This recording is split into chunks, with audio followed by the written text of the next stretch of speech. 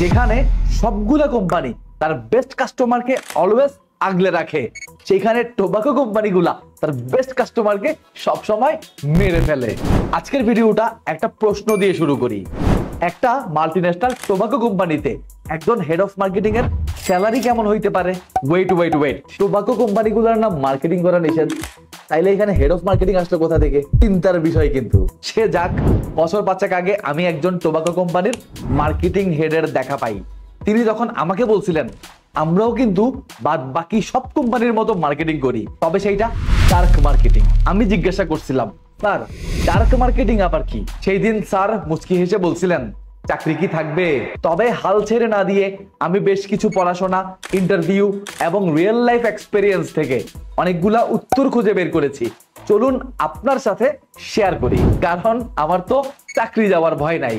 ধরেন আপনার বাসায় একটা ছোট বাচ্চা আছে, সেই ছোট বাচ্চাটা একটা জিনিস খুব পছন্দ করে। কি সেইটা? চকলেট।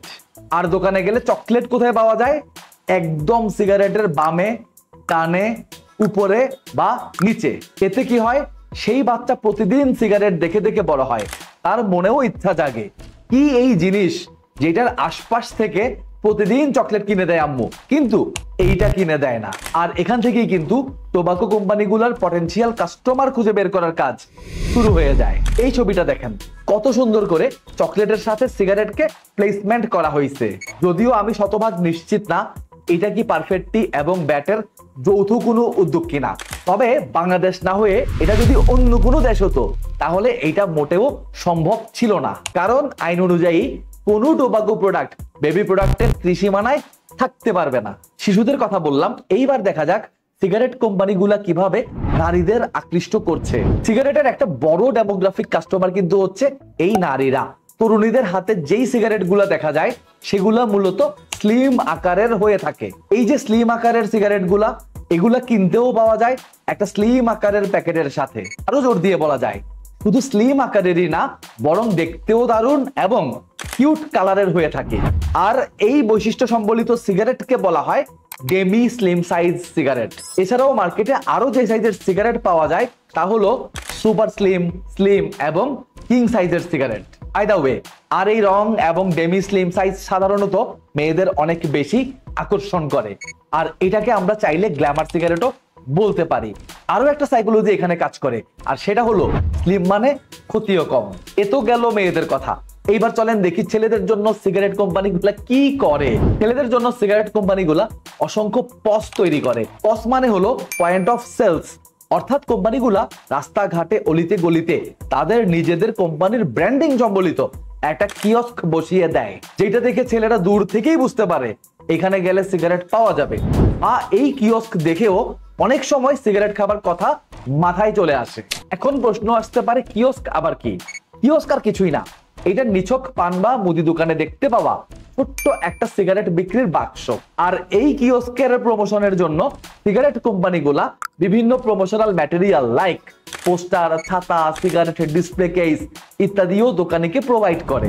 আর এই প্রমোশনাল ম্যাটেরিয়াল গুলোও কিন্তু সেই সিগারেট কোম্পানির মার্কেটিং এ বেশ অনেকটা অবদান রাখে। যদিও বাংলাদেশ টোবাকো কন্ট্রোল ল অনুযায়ী পয়েন্ট অফ সেলস অ্যাডভার্টাইজিং বা প্রমোশন একদমই নিষিদ্ধ, কিন্তু তারপরও আপনি টোবাকো কোম্পানিগুলোকে টেকনিক্যালি প্রমোশন করতে দেখবেন। এই যেমন ধরেন এইটা, এইটা বা এইটা।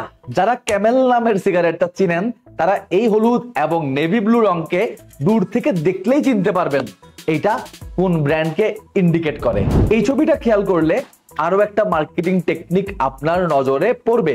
কি সুন্দর করে বড় বড় অক্ষরে লিখে দিচ্ছে, এখানে ন্যায্য মূল্যে সিগারেট বিক্রি করা হয়, প্রতি শলাকা 5 টাকা। বিজ্ঞাপনটা দেখে একজন অন্ধও বলে দিতে পারবে এইটা একটা সিগারেটের বিজ্ঞাপন ভাই। কিন্তু তারপরও কর্তৃপক্ষ কিন্তু মার্কেটারকে বা কোম্পানিকে ধরতেই পারবে না, কারণ ধরলেই মার্কেটার জবাবে বলবে এটা তো সিগারেট, পানি এবং বিস্কুটের মূল্য তালিকা। টোবাকো কোম্পানিগুলা বেশ খানিকটা নির্ভর করে এক্সপেরিয়েন্সিয়াল মার্কেটিং এর উপরও।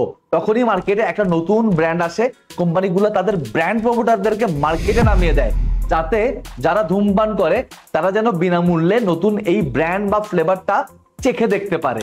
আর এ ধরনের মার্কেটিং এর মূল কেন্দ্রবিন্দু থাকে বিনোদন কেন্দ্রগুলা, এবং টিজি বা টার্গেট গ্রুপ থাকে ইয়ং অ্যাডাল্টস। ঢাকা শহরে আমি প্রায়ই একটা ভ্যান গাড়ি দেখি যেটার গায়ে লেখা থাকে কোয়ালিটি অথবা জাপানি কোয়ালিটি। অনুমান করুন তো এই গাড়িটা কোন টোবাকো কোম্পানির? এইটা জাপান টোবাকোর একটা ডেলিভারি ভ্যান।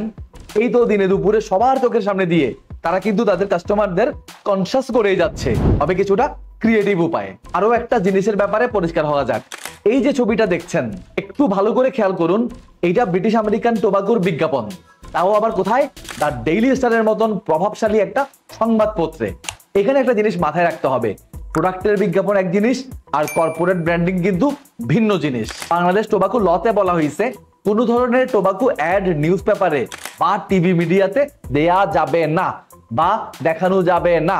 কিন্তু কোনো টোবাকো কোম্পানি যদি সেই কোম্পানির নামে সিএসআর অ্যাক্টিভিটি করে তখন সেই অ্যাক্টিভিটির সূত্র ধরে সেই সিগারেট কোম্পানি তার নিজের নামকে বা ব্র্যান্ডকে প্রমোট করতে পারবে।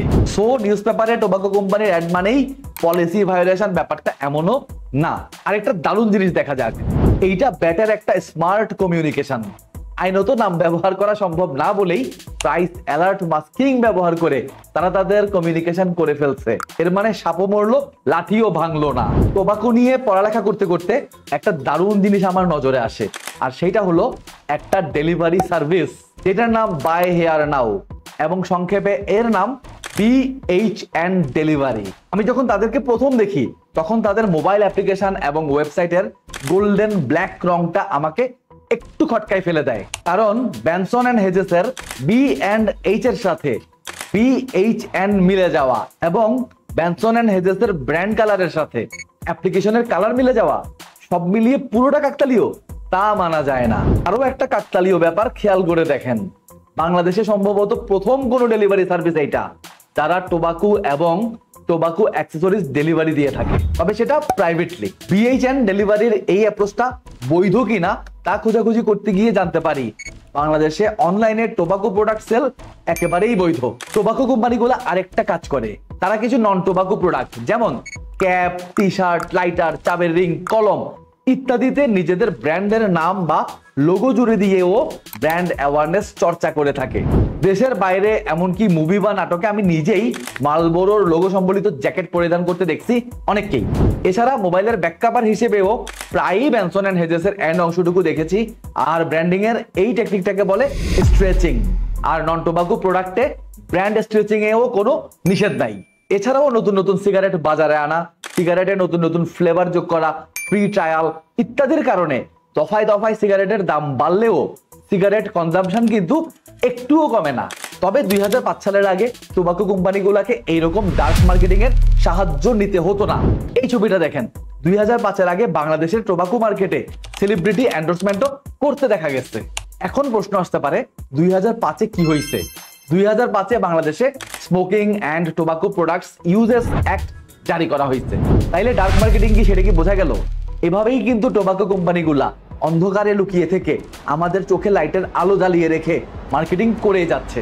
সবশেষে এটাই বলতে চাই, tobacco companies kill their best customer.